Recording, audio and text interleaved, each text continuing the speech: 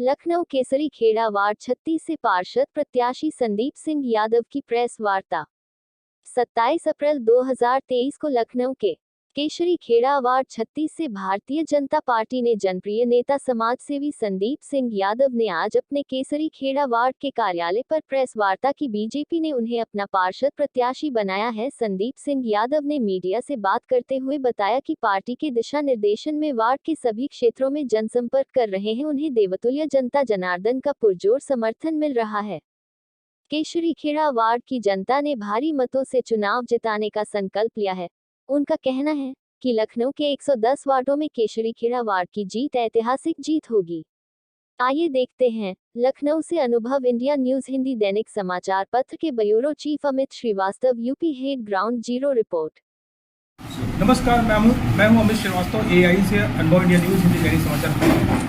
नगर निगम का निकाय चुनाव का आगाज हो चुका है। सारी पार्टियों ने अपने अपने प्रत्याशी भी घोषित कर दिए हैं।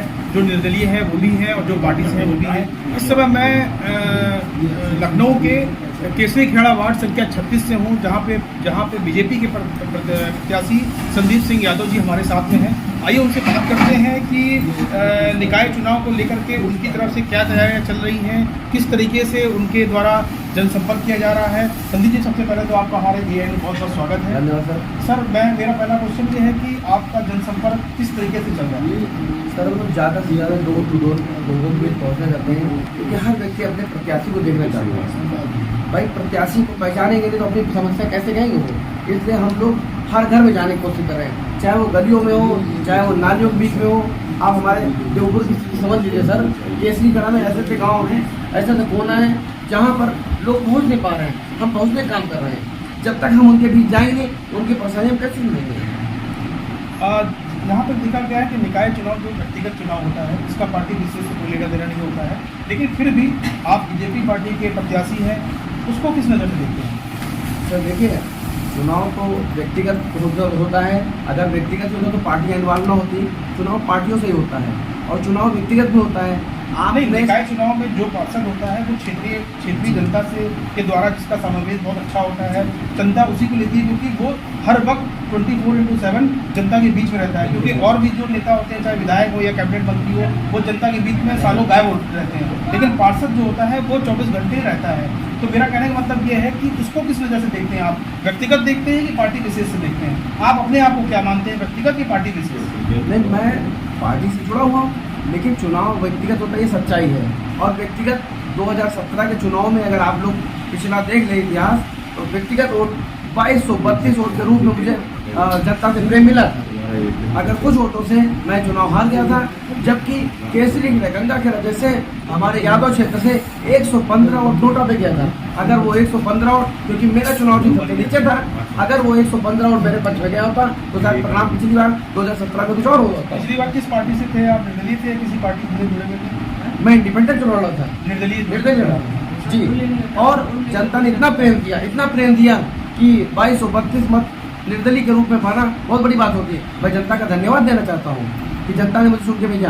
केसरी खेड़ा वार्ड संख्या 36 के वोटरों की संख्या क्या है, और जो नए वोटर भी इसमें जुड़े हुए हैं, तो कुल मिलाकर के कितनी संख्या वोटर्स की हो गई है? तो शायद परिणाम पिछली बार 2017 में कुछ और हुआ था। पिछली बार किस पार्टी से थे आप? निर्दलीय थे, किसी पार्टी से जुड़े हुए थे? मैं इंडिपेंडेंट चुनाव लड़ा था। निर्दलीय जी।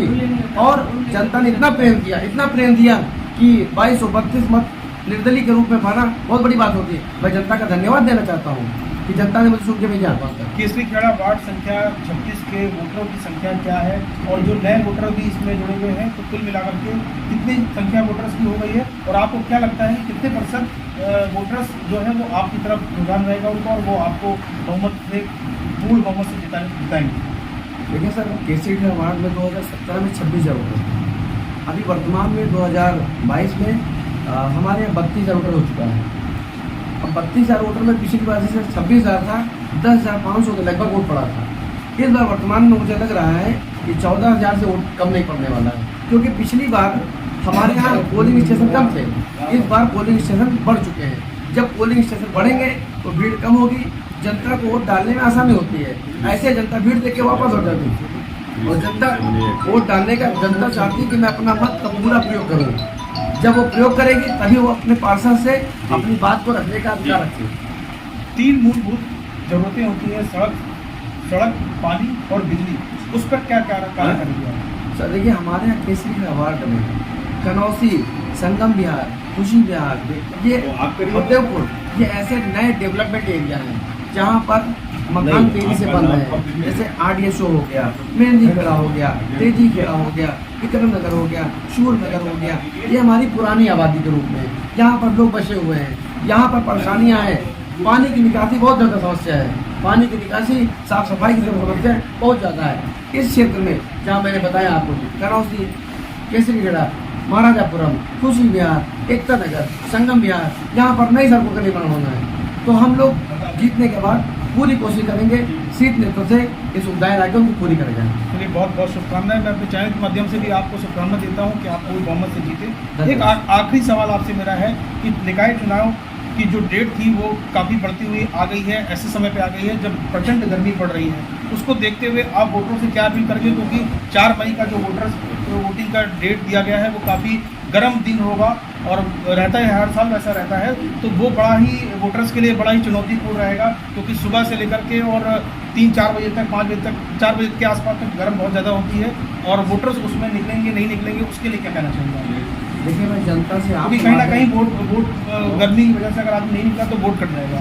मैं जनता से आपके माध्यम से अपील करूँगा कि जनता चाहे। बहुत बहुत शुभकामनाएं। मैं अपने चैनल के माध्यम से भी आपको शुभकामना देता हूं कि आप पूरी बहुमत से जीते। एक आखिरी सवाल आपसे मेरा है कि निकाय चुनाव की जो डेट थी वो काफ़ी बढ़ती हुई आ गई है, ऐसे समय पे आ गई है जब प्रचंड गर्मी पड़ रही है। उसको देखते हुए आप वोटरों से क्या अपील करेंगे, क्योंकि 4 मई का जो वोटिंग का डेट दिया गया है वो काफ़ी गर्म दिन होगा और रहता है, हर साल वैसा रहता है। तो वो बड़ा ही वोटर्स के लिए बड़ा ही चुनौतीपूर्ण रहेगा, क्योंकि सुबह से लेकर के और 3-4 बजे तक, 5 बजे तक, 4 बजे के आसपास तक गर्म बहुत ज़्यादा होती है और वोटर्स उसमें निकलेंगे नहीं निकलेंगे, उसके लिए क्या कहना चाहेंगे?